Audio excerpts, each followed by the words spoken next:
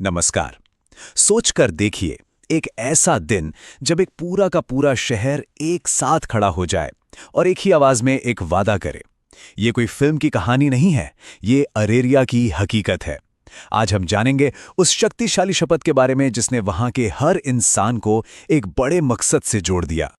तो इस पूरे कार्यक्रम का जो दिल था ना, वो थी एक सामूहिक शपथ, एक ऐसा वादा जो हर किसी ने एक साथ मिलकर किया। लेकिन सवाल ये उठता है कि आखिर ये शपथ थी क्या और ये इतनी खास क्यों बन गई। तो देखिए, सबसे पहले तो ये समझना जरूरी है कि ये कोई मामूली सी मीटिंग नहीं थी। ये एक प्रॉपर फॉर्मल अवेयरनेस प्रोग्राम था जिसके पीछे एक बहुत मजबूत कमिटमेंट था। मतलब ये पूरा कार्यक्रम काफी अच्छी तरह से प्लान किया गया था।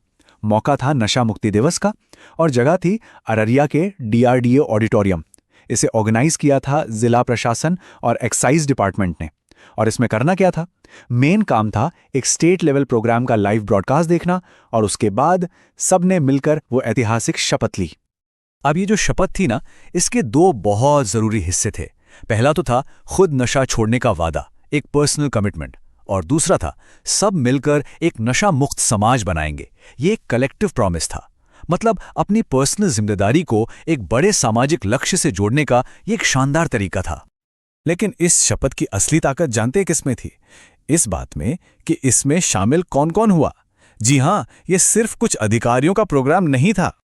कम्युनिटी का सपोर्ट जबरदस्त था।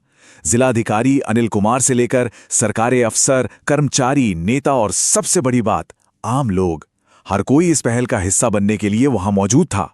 इसी चीज ने इसे एक सच्चा कम्युनिटी एफर्ट बना दिया। और यही इस पूरे कार्यक्रम का सबसे बड़ा मैसेज था कि इसकी जो कामयाबी है वो किसी एक इंसान या डिपार्टमेंट में नहीं, बल्कि लोगों की अपनी भागीदारी, उनके अपने पार्टिसिपेशन में है। पर सवाल ये है कि इस अभियान को असल में इतनी ताकत मिली कहां से? इसका जवाब हमें सीधे इस कार्यक्रम की लीडरशिप से ही मिलता है। जिलाधिकारी अनिल कुमार की ये बात अपने आप में पूरी कहानी कह देती है।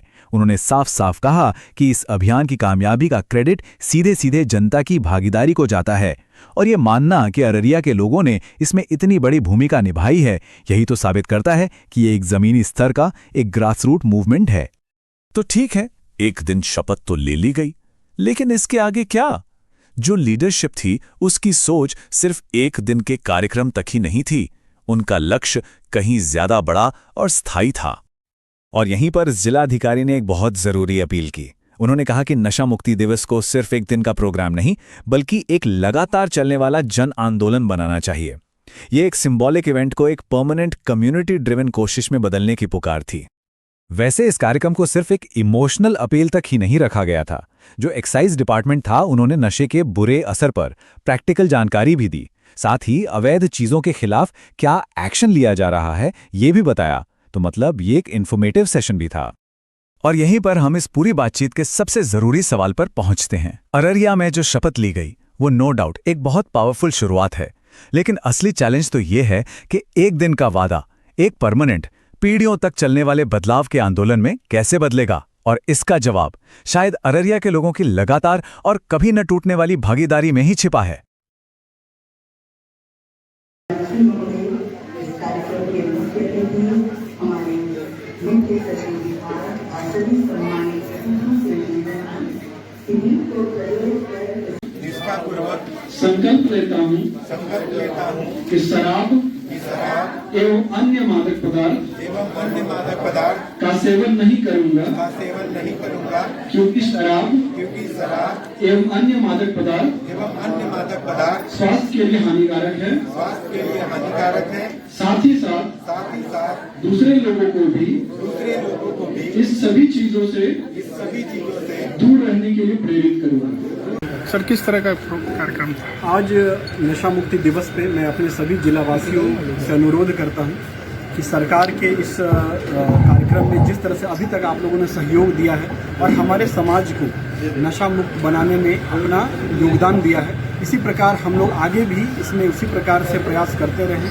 हम लोग चाहेंगे कि हमारे ज़िले में हम लोग इस नशा मुक्ति दिवस के इस अवसर को प्रत्येक दिन इसी रूप से मनाएं और अपने समाज को नशा मुक्त करने की दिशा में अग्रसर करें।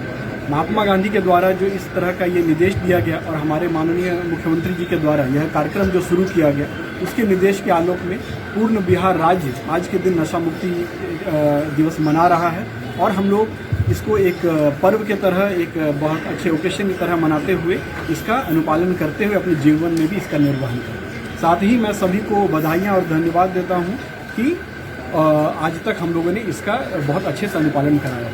आज संविधान दिवस भी है, तो मैं अपने सभी जिलावासियों को संविधान दिवस की हार्दिक शुभकामनाएं देता हूं और उनसे भी अनुरोध करता हूं कि संविधान में जो भी हमारे महान लोगों ने जो संविधान में बातें लिखी हैं, उन बातों का हम लोग अपने जीवन में भी निर्वहन करें, ताकि हम लोग अपने घर को, अपने समाज को, अपने राज्य को और अपने देश को आगे प्रगति की दिशा में ले जाएं। Thank you sir. Thank you.